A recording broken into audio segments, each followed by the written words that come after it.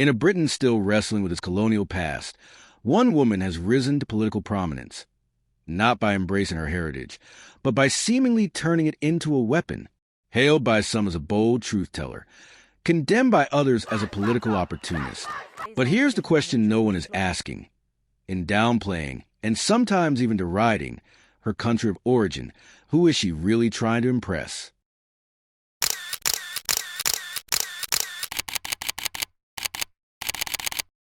Let's start with her background. Kemi Badenoch was born in Wimbledon, London, to Nigerian parents. Her early years were spent between Nigeria and the UK, giving her a dual perspective on two very different worlds. But it wasn't until 2017 that her political career began to make waves, when she entered Parliament as a Conservative MP for Saffron Walden.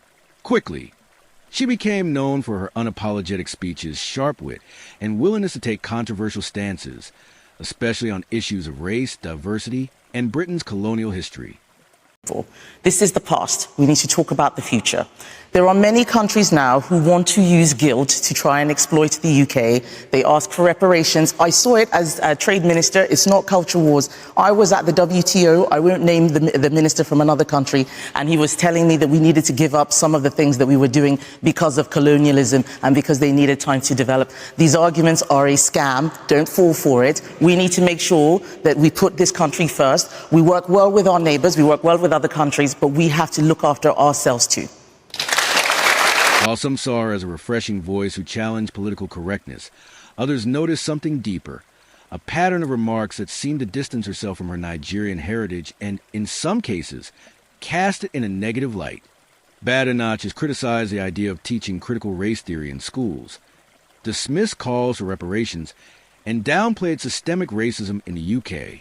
In interviews, she has argued that Britain should not be defined by its colonial past, and that constant focus on race divides rather than unites. There are many things that the British Empire got wrong, but there are many amazing things that the British Empire also did. And we need to be honest about that and stop pretending that it was all bad.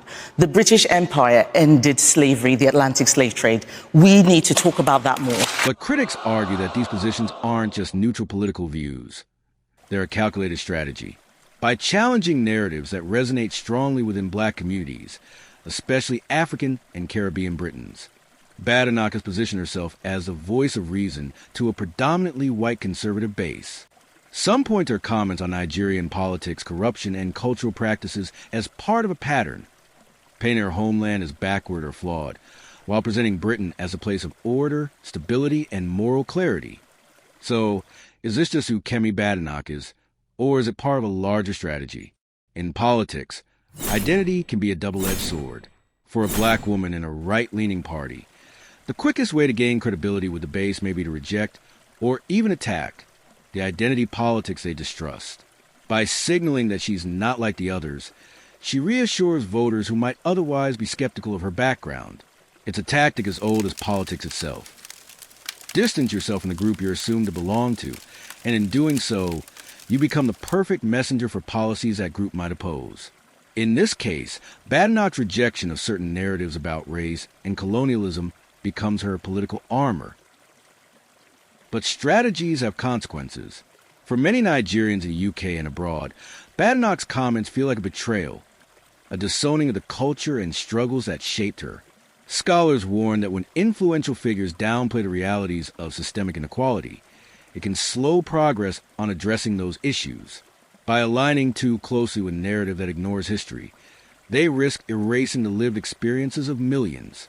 And yet, for Badenoch, the gamble seems to be paying off. She's been lauded as one of the brightest talents in the Conservative Party. So much so that many now see her as a future Prime Minister, should the current leadership change. So, who is Kemi Badenoch really trying to impress?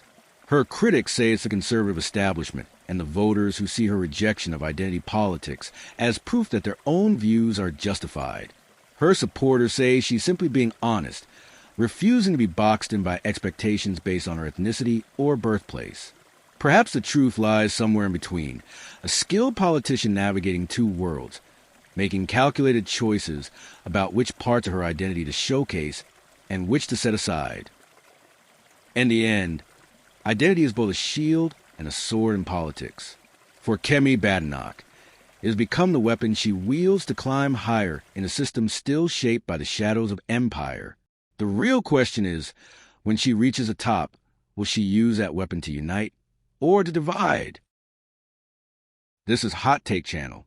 If you find this analysis eye-opening, hit that like button, subscribe, and share your thoughts below, because this conversation is far from over.